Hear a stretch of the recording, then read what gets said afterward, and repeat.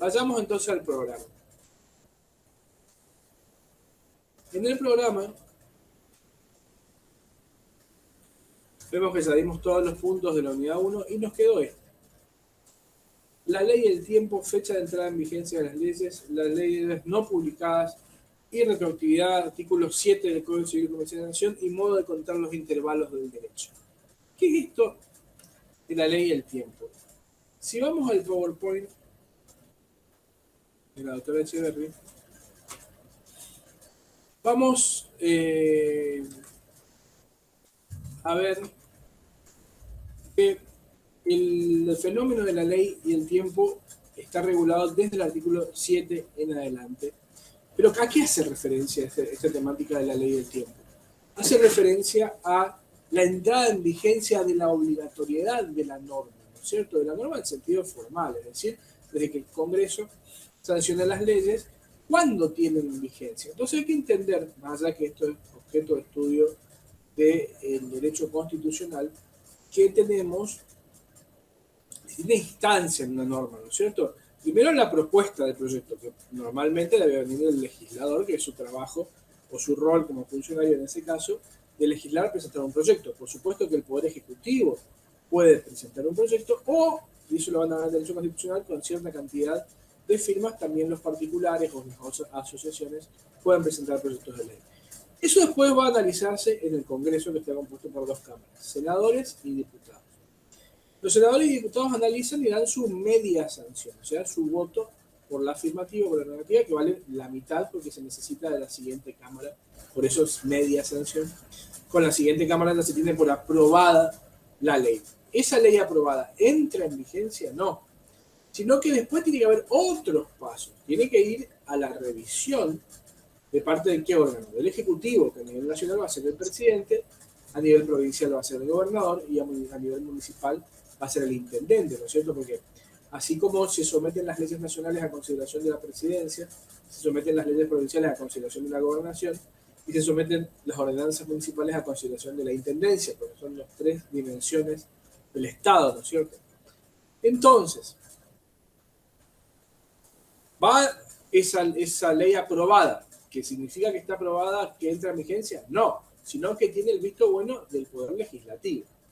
Al Ejecutivo. El Ejecutivo la puede votar, la puede vetar, no prestando conformidad, o la puede aprobar.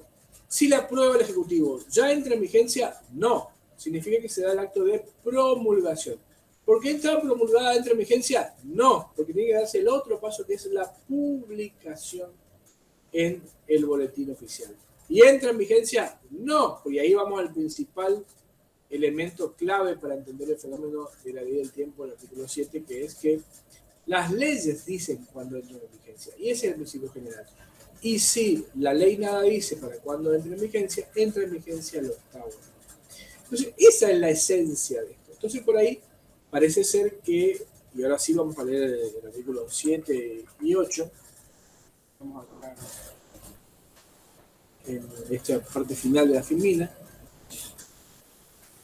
tiene relación con el principio general que la ley determina, y ¿saben qué? Vamos a utilizar el código puntualmente, más que esa filmina porque está incompleto el artículo. La misma norma te dice cuándo va a entrar en vigencia. ¿Ya? Entonces, teniendo en cuenta esto, que ya empezamos a ver, acá está el 7. Vamos a hacerlo un poquito, cualquier cosa interrumpen y me avisan, ¿no? A ver si se ve acá bien, un poquito más chiquito.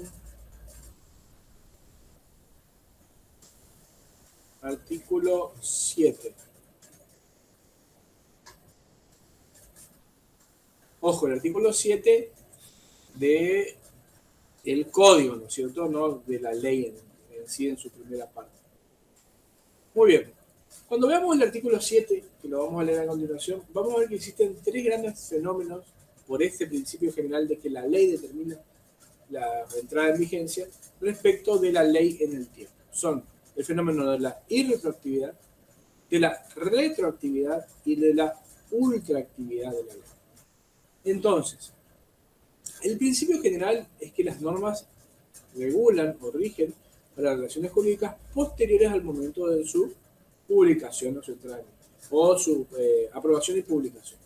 ¿Está? Pero ocasionalmente, con ciertos parámetros que lo vamos a ver a continuación, las leyes pueden tener efectos retroactivos y muy puntualmente en casos especiales pueden tener elementos, o sea, eficacia ultraactiva, es decir, que las leyes que ya están derogadas continúen vigentes para ciertos contratos puntualmente, relaciones o actos jurídicos. Ya vamos a ver el caso concreto. Bien, dice el artículo 7, eficacia temporal. A partir de su entrada en vigencia, las leyes se aplican a las consecuencias de las relaciones y situaciones jurídicas existentes. Esto es muy importante porque si no parecería ser que uno puede, tendría que estar esperando que termine un contrato, por ejemplo, una relación jurídica, para que la nueva ley entre en vigencia. Eso no es así. Fíjense el caso, por ejemplo, del divorcio, de la ley de divorcio. ¿Se imaginan ustedes que... Ahí está entrando otro alumno. ¿Se imaginan ustedes que, recuerden que antes, en la década del 70, por ejemplo, no estaba permitido el divorcio? En la década del 80 se incorpora la modificación del Código Civil y se faculta a las personas a divorciarse. La pregunta es, ¿esa ley, como fue posterior, fue la década del 80, solo permitía divorciar a las parejas que se casaran después de la ley? ¿Así funciona el tema? Si nosotros leemos la primera parte del artículo 7, ¿qué dice? A partir de su entrada en vigencia, las leyes se aplican a las consecuencias de las relaciones y situaciones jurídicas existentes. Es decir, que no tiene que terminar la situación de la relación jurídica. Por ende, aquellas personas que estaban casadas de manera previa a la modificación del Código Civil y Comercial, perfectamente se pudieron divorciar con la modificación del Código Civil y Comercial. Primera cuestión. Como un ejemplo, me parece claro. Segundo, ¿qué dice el segundo párrafo? Esto es clave y por ahí siempre me dicen, profe, ¿qué tengo que estudiar más? ¿Qué me tengo que aprender bien de memoria? Bueno, si quieren aprenderse algo de memoria o algo que tiene una frase cuyas palabras no pueden ser dejadas de lado, es este segundo párrafo que dice: las leyes no tienen efecto retroactivo, sea o no de orden público, excepto disposición en contrario. La retroactividad establecida por ley no puede afectar derechos amparados por garantías constitucionales. Entonces, tenemos varios conceptos en estas líneas. El efecto retroactivo, los derechos amparados por garantías constitucionales, las normas de orden público. Entonces, vayamos desmenuzando un poquito este tema. Primera cuestión, ¿qué principio de la eficacia temporal nos consagra el artículo 7? Nos consagra el principio de ¿qué? De la irretroactividad de la ley. O sea, si la ley nada dice, se aplica hacia el futuro. ¿Está? Pero, por eso es irretroactiva, no se retrotrae, no regula relaciones jurídicas previas, digamos, a la norma. Pero, ¿puede regular con efecto retroactivo? Sí puede regular con efecto retroactivo. Pero ¿cuándo puede regular con efecto retroactivo? Puede regular con efecto retroactivo en la medida de que no afecte derechos amparados por garantías constitucionales. Históricamente se plantean los problemas de los derechos de propiedad, por ejemplo, en donde, por ejemplo, el Estado, creo que pasó este año con la FIP, ha querido cobrar con efecto retroactivo cargos agravados de conceptos que ya estaban pagados. Pues la FIP tiene que decir, bueno, el que ya pagó el monotributo a 50 pesos, pero hace 3 años atrás estaba a 50 pesos, ahora lo revalorizamos y tiene que pagar 150 pesos. Y ustedes ya pagaron. Pero la ley dice eso. ¿Esa ley vale o no vale? ¿Qué opina el alumno? Esa ley no vale. ¿Por qué? Porque afecta derechos amparados en garantías constitucionales. ¿Esa ley cómo es? Si una ley en el marco de la pirámide de Kelsen es contraria a las normas superiores, ¿cómo es? Es inconstitucional. ¿Está? Entonces, al ser inconstitucional, en virtud del control difuso de constitucionalidad, los jueces tienen que declararla nula porque se afecta un derecho amparado en la garantía constitucional de la propiedad, ¿no es cierto? Artículo 17 y concordantes. Bien, y ahora vayamos a lo más difícil, digamos, de entender, es esto, que es la última parte de el artículo 7. que es la ultraactividad de la ley. ¿Qué significa esto? Que hay casos en donde la ley, que ya ha sido derogada, igual permanece viva. Por eso el famoso término de ultraactividad o la ultratumba, bueno, acá más o menos lo mismo. Entonces, ¿qué dice esto? Las nuevas leyes supletorias no son aplicables a los contratos en curso de ejecución, con excepción de las normas más favorables al consumidor en las relaciones de consumo. Entonces, de nuevo, acá, para entender esto, fíjense, esto es lo que yo digo. Si ustedes no saben estos conceptos, que es normal y natural que ustedes no sepan, porque justamente están en el primer año, no van a entender nada y se van a pasar diciendo las nuevas leyes supletorias no son aplicables al contrato en curso de ejecución, con excepción de las normas más favorables al consumidor en relación de consumo. Y repiten como lo no, hay que entender cuál es la ley supletoria, cuáles son las normas favorables, qué es el derecho al consumidor. Entonces, primera cuestión, estamos hablando de leyes supletorias. ¿Qué es lo contrario a las leyes supletorias? Leyes imperativas. ¿Cuál es la diferencia? Las leyes imperativas son aquellas donde las partes no pueden dispensar su vinculación. O sea, sí o sí valen. El mejor ejemplo son las cuestiones de derecho laboral. Todos los días uno recibe consulta y dicen, bueno, yo le quiero pagar a la empleada que trabaja en casa en negro. Le quiero pagar 500 pesos. La quiero despedir y yo le quiero dar 10.000 pesos. ¿Qué es lo que yo tengo? Así que ella me firme, entonces un abogado ignorante le va a decir, sí, que firme, que acepta los 10.000 pesos y con eso se deslinda de responsabilidad. Ah, perfecto. Y hacen todo un papel enorme con un montón de cláusulas que dice que por los 10.000 pesos y la persona trabajó 25 años, se libera. Entonces, ¿vale ese contrato o esa cláusula? No. Es inválida porque las leyes laborales son imperativas y además son de orden público porque hay un interés general que las rige. Entonces, todas las contrataciones que sean en ese sentido no sirven. Entonces, primera cuestión, las leyes supletorias no son como las que vimos en el ejemplo, sino aquellas que vienen a suplir la voluntad de las partes cuando las partes nada dicen. Por ejemplo, en lugar del domicilio de cumplimiento de las obligaciones, que en principio es el domicilio del deudor.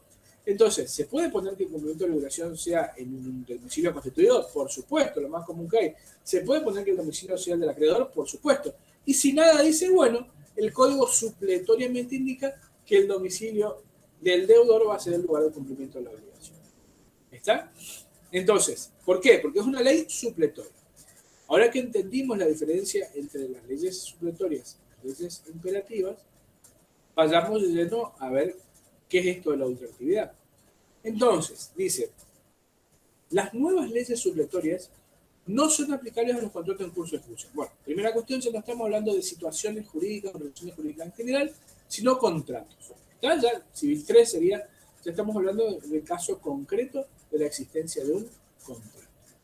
Bien, y tiene que estar en curso de ejecución, o sea, vivo, con excepción de las normas más favorables al consumidor en la relación de consumo. ¿Qué significa esto? Y si hay una modificación en las leyes supletorias, hay que esperar para aplicar la nueva ley supletoria al vencimiento del contrato. Salvo qué excepción. La excepción número 1 que vimos, que es ¿cuál?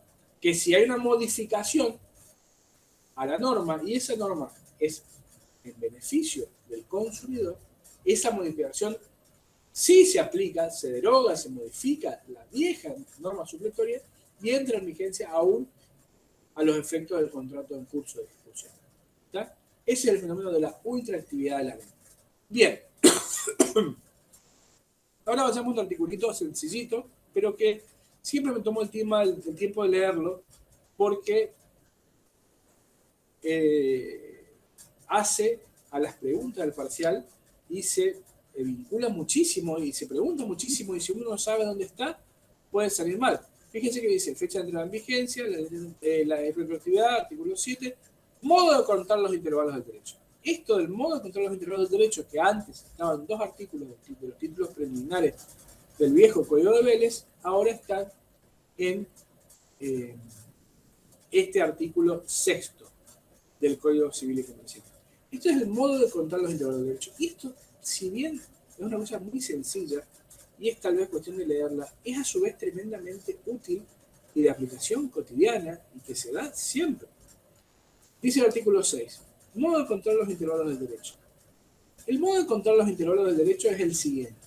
O sea, es el tiempo en la aplicación de las normas, o la aplicación del tiempo en las relaciones jurídicas. Así serían los intervalos del derecho, el concepto a que se refiere. El día es el intervalo que corre de medianoche a medianoche, o sea, de 12 horas a 12 horas tenemos un día.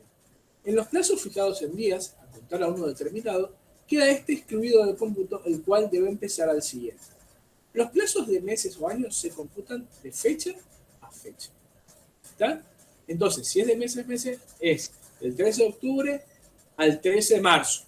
¿Está? No importa si en el medio de 28 días, 30 días o 31 días. ¿Está? Es de fecha a fecha. Es lo mismo años a años. Del 13 de marzo del 2020 al 13 de marzo del 2021. Si es bisiesto o no, no importa. Lo importante es que va de fecha en fecha. No es poca cosa.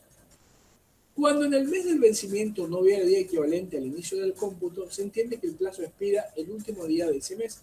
O sea, si tenemos una obligación el día 30 y toca el mes de febrero y no es bisiesto, finaliza el día 28. Si es bisiesto, finaliza el día 29. ¿Ya? Por más que nos han pasado los 30 días, finaliza en el último día del mes. Los plazos vencen a la hora 24 del día del vencimiento respectivo. Eso es muy importante, porque se imaginen que usted tiene que pagar una cuota de un comercio o algo por el estilo y no tienen un horario. Y bueno, ¿hasta qué hora tienen para pagar? Hasta las 24 horas. Por eso es que normalmente los abogados, por ejemplo, de Gavitar, de Megatón y demás, en los contratos aclaran en los artículos pertinentes que se tendrá por válido el pago realizado en la sede de Garbarino, o lo que sea, en el horario comercial de 16:30 a 18 a 20. Y ya explico por qué eso sí vale. Que ya nos lleva a lo que ya hablamos en el artículo previo y a lo que va a estar en la última parte de este artículo. Los plazos vencen a la hora 24 del día del vencimiento respectivo. El cómputo civil de los plazos es de días completos y continuos. Esto es muy, muy importante. ¿Qué significa esto de que es de días completos y continuos? Significa que, y esto de nuevo al principio general, salvo que se diga lo contrario, no hay día hábil en el plazo general del cómputo del derecho.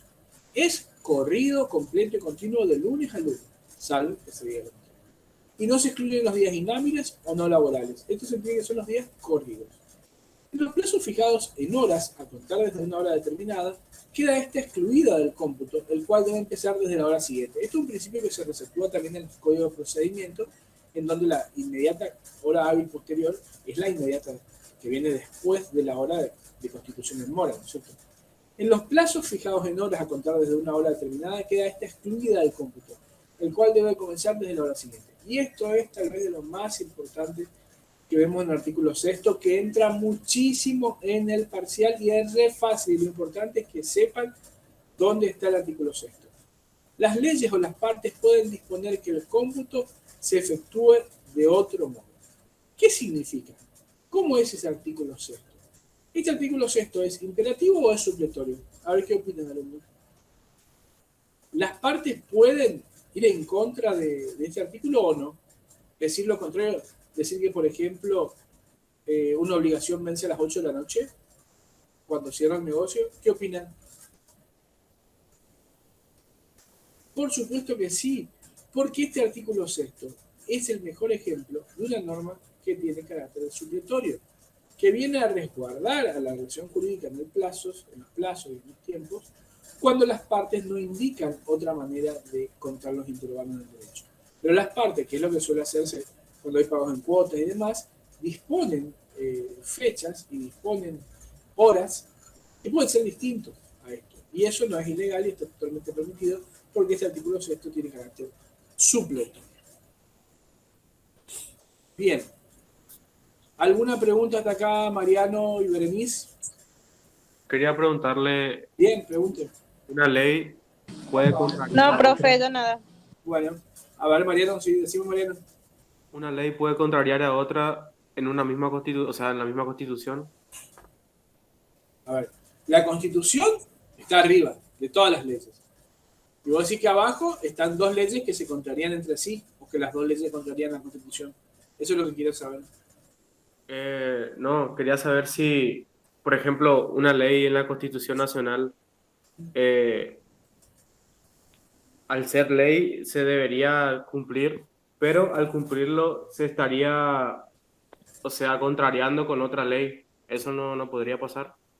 Sí, puede pasar que una ley contraría otra ley, todos los días puede pasar eso. Ah, claro. Ojo, y entonces, ¿qué pasa ahí? Hay que analizar principios para resolver eso. Primero, ninguna ley puede ir en contra de la Constitución, si no es inconstitucional. ¿Está? Primera cuestión, pirámide de Kelsen. Segunda cuestión, si hay leyes que se contraponen, vale, y hay un orden, ¿no es cierto?, de prelaciones que establece el Código Civil, pero vale la última en el tiempo, siempre y cuando estemos hablando de los mismos rangos normativos. Entonces, la última, la que modifica el status quo, es la que vale, más allá que lo diga indirectamente, ¿no es cierto? ¿Está? Claro, entendido. Gracias, profesor. Buenísimo para eso este espacio. Bueno, sigamos. Entonces ya terminamos con la unidad 1. A ver, la doctora Echeverry dio la unidad 2. Veamos un poquito, vamos a entrar en la plataforma. Lo vamos a hacer este ejercicio juntos para ver, bueno, en realidad ya tengo el archivo. Vamos a ver el archivo de cronograma. A ver, la doctora Echeverry nos dispone que para ustedes el cursado intensivo, no, este no es para ustedes, este es del otro curso, así que vamos a hacer lo que estaba queriendo hacer originalmente. Vayamos al e-learning, la conciencia jurídica, pongamos la clave y contraseña. Este es un buen ejercicio para que ustedes lo repitan en la casa, que es algo que tienen que hacer con mucha frecuencia, esto de consultar el e-learning, que es clave, y vamos a espacio de trabajo. Cronograma. A ver, yo para no repetir temas que ya dio la doctora Echeverry. Entonces, hoy es 27 de septiembre. Tenemos que el 17 de agosto estuvo la clase de bienvenida. El 21 de septiembre, o sea, la clase que ya pasó en directo, la unidad 2 y la unidad 3, atributo de la personalidad personal. Unidad 4 y 5, explicación, y unidad 13 y 14, vicio. Bueno, esto va a ser después, no entra, y esto. Entonces, yo lo que analizo es lo siguiente, que ya dio la clase pasada atributos, pero no dio los primeros atributos. Entonces, lo que tenemos que hacer nosotros es un rápido repaso de lo que son los atributos de la personalidad y empezar por el primero de los atributos, que es el nombre. Yo, para que justamente no se superponga, digamos, los contenidos que damos en nuestra materia, más los contenidos que da la doctora Echeverry en la materia en directo, ¿cierto? Porque aparte de todo esto están los recursos de las videoclases. Entonces ahora vamos a saltarnos y ubicarnos temáticamente en los atributos de la personalidad. Vamos a venir acá a atributos de la personalidad, y dentro de los atributos de la personalidad vamos a desarrollar la temática del nombre, concepto, caracteres, cambio, adición, supresión, producción jurídica, sobrenombre y pseudo. Entonces, si bien la doctora Echeverry va a conceptualizar esto, ya lo hizo, mejor dicho, hace unos días atrás en su clase, rápidamente podemos decir que los atributos de la personalidad son calidades jurídicas indescendibles que definen a las personas como tales. Estos atributos son el nombre, el domicilio, la capacidad, el patrimonio y el estado civil, o también llamado estado de familia. Comparten la característica de estar fuera de comercio, ser únicos, necesarios, absolutos y vitalicios. Por supuesto que están desarrollados a lo largo de la unidad 3, 4 y 5. O sea, atributos de la personalidad engloba puntualmente casi la mitad de las bolillas que entran en el parcial. Esta declaración, así como ya vimos las características de los atributos de la personalidad en general, que están fuera de comercio, por estar fuera de comercio son imprescriptibles, inalienables e inembargables, son únicos porque no se puede tener más de uno, son necesarios porque no se pueden dispensar, son absolutos porque su ejercicio es contra todos, y son vitalicios porque dura mientras dure la vida, e incluso hay uno que es el estado de familia que sobrevive a la muerte. Por eso es que hay un principio por el cual la filiación se puede disponer post-mortem, es decir, para después de la muerte. Bien, hecha la aclaración, vayamos de lleno a ver el primero de los atributos de la personalidad, que es el nombre. El nombre está regulado en la primera parte del Código Civil, y de entrada que vemos que el nombre, y cuando hablamos de nombre, tenemos que entender que hablamos del nombre en principio de la persona humana, pero también subsidiariamente se aplican estas reglas del nombre a la persona jurídica. ¿Está? Más allá de que hay un capítulo, que eso es lo que vamos a ver en la unidad 8, donde se regula todo lo atinente a personas jurídicas, hay artículos exclusivos respecto del nombre de las personas jurídicas. Pero todo lo atinente, por ejemplo, a la protección jurídica del nombre, o sea, las acciones protectorias del nombre, que lo vamos a ver ahora, están también para proteger no solo al nombre de la persona humana, sino también al nombre de la persona jurídica. Así que está todo. Bueno, históricamente la temática del nombre estaba en una vieja ley, que es la 18248, que es una ley ómnibus que fue derogada con la entrada en vigencia de esta nueva ley. Entonces se traen como correlato los principios generales de esa vieja ley, con algunas modificatorias vinculadas a la temática de los nombres indígenas, por ejemplo, y se incorpora del artículo 62, que es donde estoy mostrando actualmente, al artículo 72, del 62 al 72. Eso es lo que vamos a ver ahora. La primera cuestión es la naturaleza del nombre. El nombre es un derecho de ver. ¿Qué significa esto de que es un derecho de ver? Significa que no es solo una facultad o una prerrogativa, sino también es una obligación. Yo no puedo hacer lo que quiero con el nombre. No puedo cambiar y poner el nombre que yo quiero, sino que tengo la obligación de llevar el nombre que en principio me dieron mis padres. Pero hay casos excepcionales en donde se puede cambiar el nombre. Ya lo vamos a ver a continuación. Por lo cual tenemos dos grandes características propias de este atributo de la personalidad del nombre.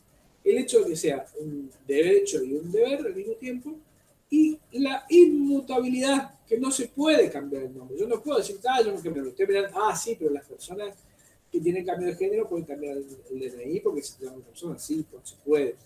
Pero Juancito, un papito que siempre lo consigue de otra forma, hizo unos papeles y se llama Juan. Sí, se puede. Pero siempre hay que hacer un papel, no es que uno dice, yo me cambio el nombre y listo. Y hago lo que quiero, no es así.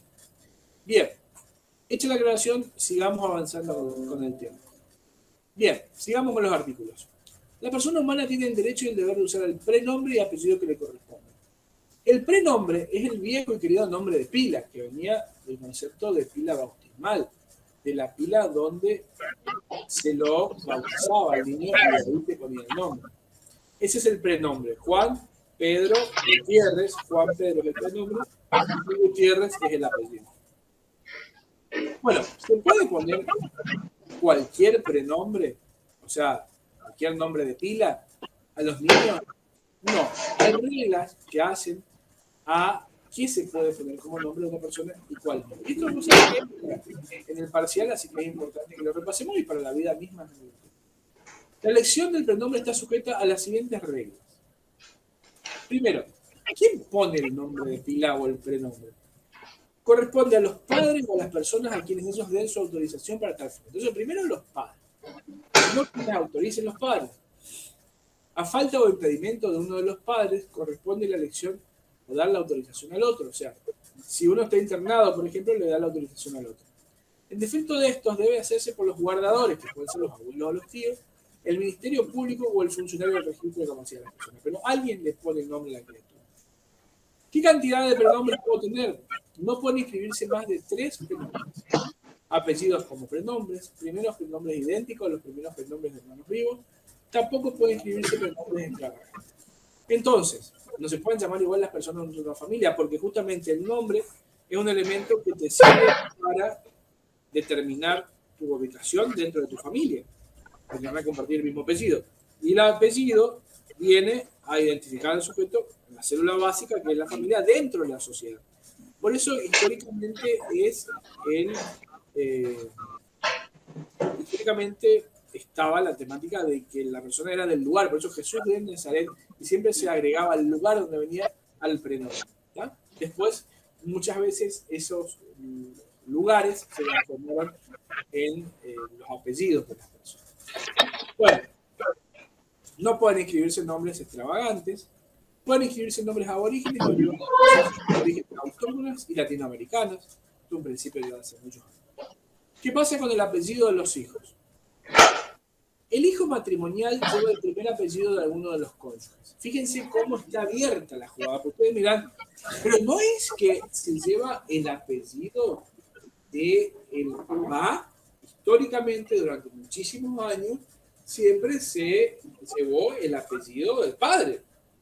Ahora, con esta modificación, la última modificación del año 2015, existe la posibilidad de que el apellido de cualquiera de los dos pueda ser el apellido de la persona. Es chicos, hay un micrófono abierto, si lo pueden Ahora me puse a mirar y dije, ¿dónde está? No puede ser. Voy a ver Puede si... ser. Y está numerado. Y está todo numerado. Esto no faltó en un solo libro. No le vean a él. Ahí está. Bueno, sigamos. Entonces, ahora, te tiene que poner de acuerdo. La mayoría sigue con el viejo sistema, es decir, con el tema de que el apellido lo pone el padre. Pero ¿qué hacemos con los matrimonios del mismo género? Entonces, con la problemática de los matrimonios del mismo género y la igualdad entre el hombre y la mujer, el legislador dijo, bueno, se elige, los padres eligen qué apellido se le pone. En caso de no haber acuerdo, se termina por sorteo en el registro. Apellido del padre o interesado, se puede agregar el apellido del otro. Todos los hijos de un mismo matrimonio deben llevar el apellido y la integración compuesta que se haya decidido para el primero de los hijos. Esto es para identificarlos bien y evitar confusión. El hijo extramatrimonial, con un solo vínculo filial, lleva el apellido de ese progenitor. ¿Está? ¿Y qué es esto de los hijos extramatrimoniales y matrimoniales? Históricamente existía la temática de los hijos legítimos o ilegítimos, y eran legítimos o ilegítimos si no había dentro o fuera del matrimonio, si eran hijos de un amante. Ahora ya es anecdótico el tema, porque ya hace muchos años, no con la modificación del año 2015, sino muchos antes, se establece que todos los hijos son iguales, sean habidos dentro del matrimonio o de un noviazgo o un amante, lo que sea, tienen los mismos derechos ante la ley, cosa que antes, en la época de Belén, no era así, porque tenían un nivel, digamos, los hijos, lo van a ver cuando ven historia del derecho de familia en el 5º año, van a ver que no era lo mismo el hijo legítimo o ilegítimo, tenía un mayor rango jurídico, se podría decir, el hijo habido dentro del matrimonio. Ahora no. Pero si el hijo es extramatrimonial con solo vínculo, el típico caso de la madre soltera, lleva el apellido de la madre soltera. Ejemplo, si la filiación de ambos padres se determina simultáneamente, se aplica el primer párrafo de este artículo, o sea, se ponen de acuerdo. Si la segunda filiación se determina después, el padre acuerda el orden. O sea, primero le pusieron a la madre, pero después el padre lo reconoce, se ponen de acuerdo. A falta de acuerdo, el juez dispone el orden de los apellidos según el interés superior. O sea, si viene una madre que como no quiso el novio, por ejemplo, reconocer que era su hijo, le pone su apellido al de la madre, después se arrepiente y dice, che, al final creció este chico y es parecido a mí, yo le voy a dar mi apellido, y la madre no quiere, el juez determina qué se hace en ese caso. Apellido de persona menor de edad sin filiación determinada. Bueno, este es el caso de las personas indocumentadas, ¿no es cierto? La persona menor de edad sin filiación determinada debe ser anotada por el oficial con el apellido que está usando, si ya es conocido como tal, o en su defecto con el apellido común. ¿Tá? Fíjense que cuando se liberan, yo sé que esto es derecho comparado y no es norma nacional, pero fíjense qué interesante el fenómeno de los nombres en las épocas de la secesión y la libertad de los esclavos en Norteamérica. Los esclavos no tenían apellidos. Y fenómeno que pudo haberse dado también en el año 13, con el Congreso del año 13 en Argentina, en las provincias unidas del Río de la Plata. No tenían nombre. ¿Por qué? Porque eran asimilados a cosas y de repente tuvieron que tener nombre porque eran considerados personas. Entonces, ¿qué hicieron? Tomaron nombres comunes. Y en Norteamérica, por eso hay muchos apellidos vinculados a personas afroamericanas con los nombres de aquellos presidentes del siglo XIX. Detalle de color. Casos especiales. La persona con edad y grado de madurez suficiente que carezca de apellido inscripto puede pedir la inscripción del que está usando. Eso es si llegaste a la mayoría de edad y no tenés apellido. Caso excepcional, pero puede darse. 67.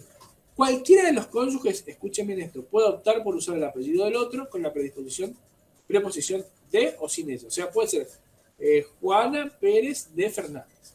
Pero también, y hubo un caso en Argentina hace unos años, el apellido del marido puede ser incorporado al de, o sea, puede ser Juan Pedro Fernández de Gutiérrez y la mujer ser Gutiérrez. La persona divorciada cuyo matrimonio ha sido declarado nulo no puede usar el apellido de otro cónyuge, que se separaron, se unificó el matrimonio, no se puede utilizar el apellido del cónyuge, salvo que el juez lo autorice, por ejemplo, con fines comerciales. Por ejemplo, ya era conocido el nombre.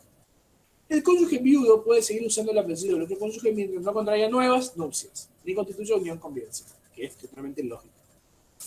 El nombre del hijo adoptivo se rige, y eso lo van a ver cuando hablan del derecho de familia, por las leyes de adopción. Y ahora sí vamos a la frutilla de la torta, que es el cambio de nombre. Entonces, decíamos que el nombre, por excelencia, es un derecho de deber, y a su vez es inmutable, porque en principio no se puede cambiar el nombre. Ahora vamos a ver cuándo sí se puede cambiar el nombre. Dice el 69, cambio de nombre. El cambio de prenombre o apellido solo procede si existen justos motivos a criterio del juez. Para empezar, entonces tengo que justificar el pedido ante el juez. Pero no solo es ante el juez, sino que hay veces que no se necesita el juez, ya lo vamos a ver.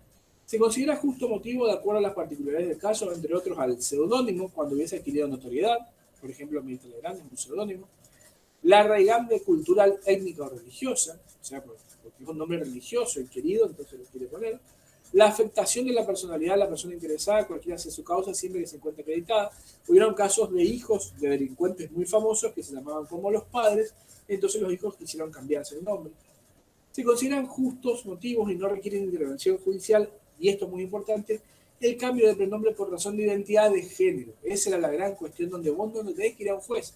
Y el cambio de prenombre y apellido por haber sido víctima de desaparición forzada, apropiación ilegal o alteración o supresión del estado civil o de la identidad. Entonces, en el caso de un cambio de género, no hay que ir al juez. Se hace un trámite administrativo en el registro y punto. Y lo mismo en el caso de la supresión de los bebés de la época de la dictadura. Bien, el proceso es sencillo.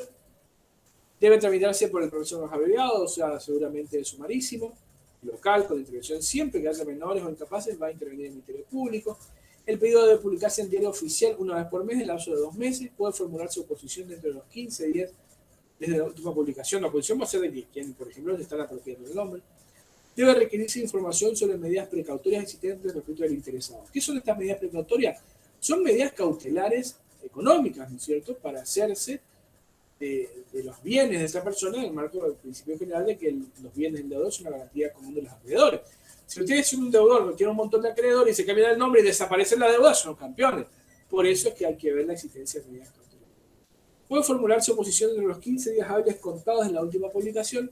Debe requerirse información sobre medidas precautorias existentes respecto al interesado. Las sentencias oponibles a terceros de su inscripción en el registro civil y capacidad de las personas. Debe rectificarse las partidas, títulos y asientos registrales que sean necesarios. O sea, ¿cómo funciona eso? Se termina el proceso previa publicación y se libra un oficio de rectificación de partida. Dice, bueno, Juan Ignacio Fernández, ahora en realidad se llama Juan Pedro Fernández. ¿tá? O se quitó el apellido y se lo cambió por otro, Juan Pedro Gutiérrez. ¿tá? En ese caso se hace una rectificación de partida. Bueno, ahora, ¿qué pasa con la protección del nombre? Porque ya vimos cómo podemos cambiarlo, cuándo puede proceder, el organismo, y ahora nos están atacando el nombre. Ya nos quieren sacar nuestro nombre, quieren hacer un mal uso del nombre, quieren poner nuestro nombre a personas de fantasía donde nosotros no estamos acordados. ¿Qué dice el artículo 71? Acciones de protección del nombre. Pueden ejercer acciones en defensa de su nombre, primero, aquel a quien le es desconocido el uso de su nombre porque para que le sea reconocido y se prohíba toda futura impugnación por quien lo niega, se debe ordenar la publicación de la sentencia a costa del demandado. Bueno, es el caso de la acción de la negatoria del nombre. ¿Por qué? Porque sería el caso de una base de datos que dicen que usted no está en esa base de datos, no se llama así. En ese caso, se puede plantear la acción negatoria del artículo 71, inciso A. Es el menor de los casos. El mayor de los casos es este, el inciso B y el inciso D. Aquel cuyo nombre es indebidamente usado por otro para que cesen ese uso. O sea, le están usurpando el nombre. Por ejemplo, que se llama Burlando, que es un reconocido abogado, viene acá Juan Pérez, que se acaba de recibir, pone estudio jurídico Burlando. Y ahí hace creer a la gente que él es pariente de Burlando o una filial de Burlando. Bueno, Burlando tiene derecho, en el inciso B, artículo 71, a hacer cesar por el uso indebido del nombre a esa persona. Aquel cuyo nombre es usado para la designación de cosas o personajes de fantasía, si ello le causa un perjuicio material o moral para el cese del uso. O sea, por ejemplo, Boggy el Aceitoso, me acuerdo de un personaje de fantasía de Clarín muy conocido. Bueno, si en vez de decirse Boggy el Aceitoso se llama Juan Carlos Fernández, y hay un Juan Carlos Fernández, y el Juan Carlos Fernández de la cinta de fantasía es desastrosamente malo y es famoso y perjudica al verdadero Juan Carlos Fernández, se puede hacer cesar el uso de ese nombre. Bueno, del inciso B, Florencia de la Vega es otro caso famoso, en donde existía una Florencia de la Vega y en principio la persona que utilizaba el seudónimo Florencia de la Vega no le consultó, no usó reserva del nombre, ni nada del estilo. Entonces Florencia de la Vega, real, digamos, planteó una defensa de su nombre, ganó, y entonces Florencia de la Vega tuvo que cambiarse de Florencia de la Vega y pasó a ser Florencia de la Vega, por lo cual es conocida actualmente. En todos los casos puede demandarse la reparación de los daños, esto es muy importante, y el juez debe disponer la publicación de la sentencia. Las acciones pueden ser ejercidas exclusivamente por el interesado, si ha fallecido, por sus descendientes, cónyuges, convivientes, y a falta de esto, por ascendientes o hermanos. Solo el interesado, entonces, no acreedores, y en caso de haber fallecido, por el descendiente, o sea, los hijos, los esposos, los padres, y a falta de esto, los padres y los ascendientes y los hermanos. El seudónimo notorio goza de la tutela del nombre. ¿Y qué es el seudónimo? El seudónimo es cuando tengo un nombre de fantasía que es muy conocido, tiene la misma protección que tiene el nombre. ¿Está? Bien, con esto terminamos nombre. ¿Tienen alguna pregunta hasta acá? Azucena, Mariano, Berenice. Muy bien, con esto terminamos la clase de hoy. Yo creo que han hecho varias preguntas y que valió la pena el espacio sincrónico, ¿no es cierto? Gracias, profe. Entendí lo del nombre perfectamente. Perfecto, buenísimo. Cariños, besos, besitos. Chau, chau. Chao, profe.